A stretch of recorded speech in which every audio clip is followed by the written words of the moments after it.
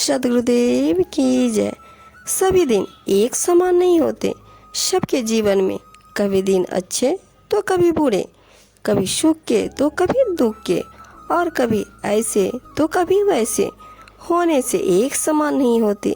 नियति के अनुसार उनमें परिवर्तन होता रहता है। कबीर साहब जी अपनी साखी में बताते हैं, एक दिन राजा हरिश्चंद्र गृह कंचन भरे खजाना, एक दिन भरे डोम घर पानी प्रकट गहे निशाना। एक दिन राजा रामचंद्र जी चढ़े जात विमाना, एक दिन उनका वनवास भये दशरथ तज्जो पराना। एक दिन अर्जुन महाभारत में जीते इंद्र समाना, एक दिन भिल्लन लुटी गोपिका वही अर्जुन वही बाना। एक दिन बालक भयो गोदी माँ, एक दिन भयो जवाना, एक दिन चिता जले मरघट पर धुआं जात आसमाना। कहे कबीर सुनो भाई साधु, यह पद है निर्वाणा, यह पद का कोई अर्थ लगावे होनहार बलवाना।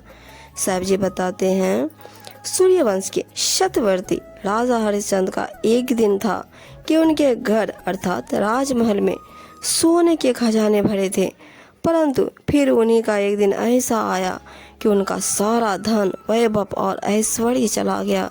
उनके पास कुछ भी न रहा, यहाँ तक कि उन्हें काशी में एक चंडाल के घर पानी भरना पड़ा और शमशान में शव जलाने का चिन्ह धारण करके उनको सब जलाते हुए दिन बिताना पड़े।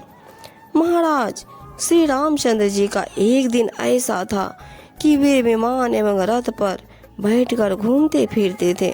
उनका राजदास सब ठाट बाट था, परंतु एक दिन ऐसा आया राज्य छूटकर उनका वनवास हो गया। वे नंगे पांव वन जंगल में भटकते फिरे। श्री राम के मोह एवं शोक में डूबकर अयोध्या नगर में उनके पिता राजा दशरथ ने अपना प्राण त्याग दिया।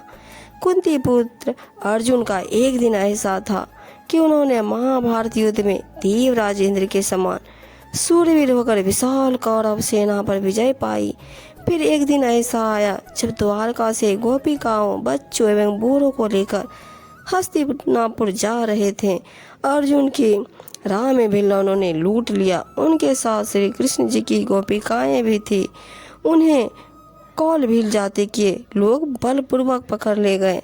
अर्जुन वही थे और वही उनके धनुष बाण थे, परंतु वे कुछ भी ना कर सके। एक दिन ऐसा होता है जब बालक जन्म लेता है और माँ की गोद में खेलता है। धीरे धीरे एक दिन यह जवान हो जाता है। फिर समयानुसार एक दिन ऐसा आता है कि वह मर जाता है।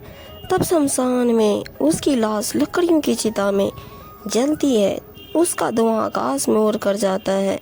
इस प्रकार जन्म से लेकर मरण तक के सभी दिन एक समान नहीं होते, उनमें बदलाव होता रहता है। सतगुरु कबीर साहब जी कहते हैं, सुनो यह पद समझने में सर्वथा सत्य एवं शांतिप्रद है।